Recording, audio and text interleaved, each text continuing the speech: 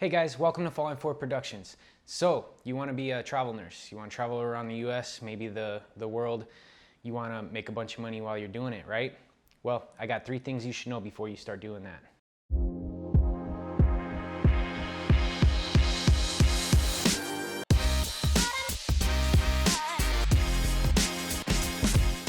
All right guys, so I want to give you a little bit more information into myself so you know a little bit about me and can understand where I'm coming from when I'm talking.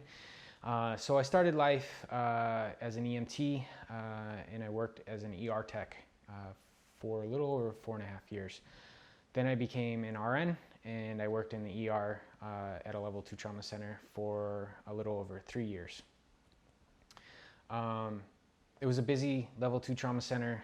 We saw everything from trauma to sick kids and everything in between. So there's 3 things that every new travel nurse needs to know, and we're going to talk about those. That's why I gave you so much background into myself, because that leads into my first point. Number 1, most important thing for a new travel nurse is you need to know how to be a nurse. When you start traveling and you go to these facilities, they are going to expect you to know how to take care of patients. They're going to give you a very minimal amount of orientation. Usually it's like 3 shifts on the floor, and then they kind of let you go to take care of patients. Basically those 3 shifts are just to show you the department, show you where things are at, get you access to the Pyxis, get you access to kind of the different rooms within the department, and just get familiar with the department enough that you can kind of navigate your way around. But this isn't an orientation to teach you how to be a nurse. You have to be very comfortable in your skills. You have to be very comfortable in yourself as a nurse, and that feel confident in yourself to be able to take care of patients. So that's why I recommend at least 2 years of experience. That's kind of my personal recommendation. I've seen people that have had a minimum of a year and have been successful. But I wouldn't recommend that unless you've been in a busy ER or in whatever kind of specialty you are in. Make sure that it's a busy enough department so that you can get the experience you need to kind of hit the ground running. You really need to be very comfortable in your skills before you start travel nursing. And I would say that is the number 1 most important thing, is get your skills. So that brings me into the second thing new travel nurses should know. You really need to get a good recruiter. And this is just as important as gaining your experience. And you might be asking yourself, how do I get a good recruiter? Ask for recommendations. Talk to travel nurses that come through your facility. Join resources on Facebook. One of my favorites is Travel Nursing Newbies. It's a Facebook group for new travel nurses. All right guys, so you've gotten that list of recruiters that everybody's recommended to you, and really the next step is to just start calling them, talking to these companies, really filling them out. So there's a few super important things that I look for in a recruiter when I was searching for one. Number 1 being communication. Your recruiter needs to have good communication, and that's from the very beginning. If they say they're going to call you back, they do it. If they say they're going to do something, they do it. Or if they can't, or if something comes up, they communicate that to you and let you know, hey, this is why we can't do that, or this is why, I couldn't call you back or something. So they just have a really good line of communication with you, and they communicate with you effectively, and that's super important to me. I would say have a 0 tolerance with this. If at any point the recruiter you're talking to doesn't have that good communication, then you need to move on and just keep looking and keep talking to different recruiters. Number 2, this is also super important to me, is you need to look for somebody that is a good person. Somebody that actually cares about you as a person and doesn't just see you as a dollar sign. Unfortunately, a lot of recruiters, they're out to make money, and that's really their only goal. They don't really care about you as a nurse. They don't care about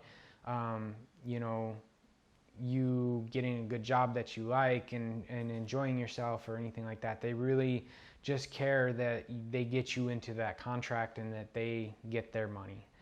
So it's super important that you really look for a recruiter that is a good person, and that you have a good feeling about them, and that you're comfortable with them, that they actually care about you, and they care about your well-being, and making sure that you have what you need.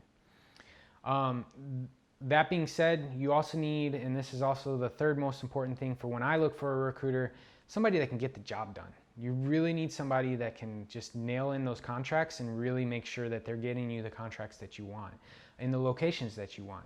At the end of the day, when you're a travel nurse, you need to get those contracts. That's the whole point of having a recruiter, and they need to be able to accomplish that function. So if you're working with a recruiter and they keep submitting you and you're not getting what you want, and you're just getting frustrated because you've been submitted 10 times and you haven't heard anything, then you need to talk to a different recruiter and see if maybe they're a better fit for you. The one thing I can say about a recruiter is a good recruiter will make a mediocre company look fantastic. On the other side of that, a really bad recruiter will make a fantastic company look super mediocre. So it's super important, and this is why I've picked it as the number 2 most important thing for new travel nurses to know, is really vet your recruiter effectively, take your time here, and find the recruiter that fits you best. All right, guys, so we're moving right along. Number 3 thing you should know as a new travel nurse, and that's how to objectively look at these contracts that you're going to be getting sent. So you pick your recruiter, you pick your location, and then they're going to start sending you contracts with pay.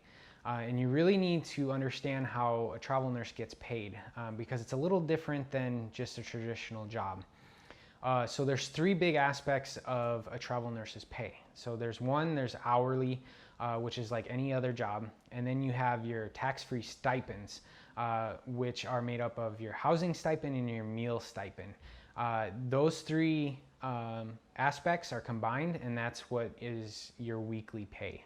So now that you understand how the pay works for travel nurses, you need to understand what the GSA is. So the General Services Administration, which can be found at gsa.gov, is a government organization that basically mandates per diem rates for geographic location, which breaks down those rates for meals and housing per day to justify what you should be getting paid for that location.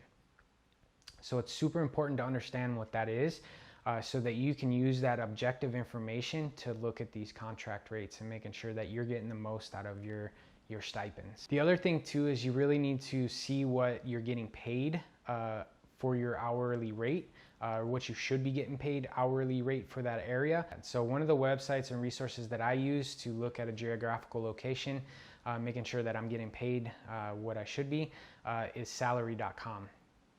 And basically, the way travel nurses get paid is they usually make less hourly and make more in their housing and meal stipends, and that kind of makes up for it. You want to be careful though that they're not paying you so much less hourly and so much more in your stipends that you get audited by the IRS. So rule of thumb is you always want to make $18 to $20 an hour, bare minimum.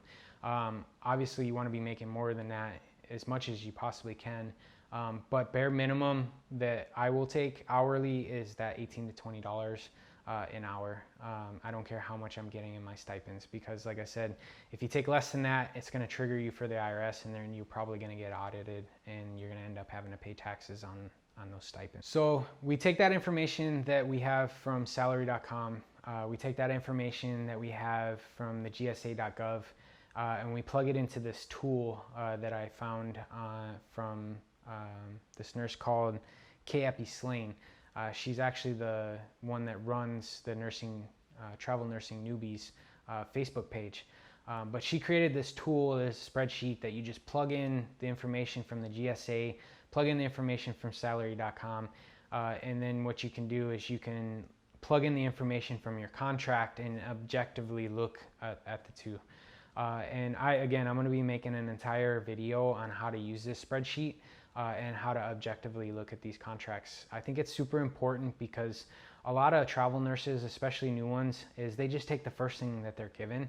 And sometimes that's not always the right decision, because you get way lowballed and you end up working a job that is way hard for way less money than what you should be. So really make sure you understand your pay, understand how it's broken down, and understand how to objectively look at that. All right, guys, so we're coming to a close of this video. I want to thank you for sticking in with me. Hopefully you got some information out of this that you've been looking for. Please subscribe to the channel below. Like this video if you haven't already. And I want to leave you with one final thought. Always remember why you became a travel nurse. Never regret living your life to the fullest and trying new things. There's a quote I'd like to finish with.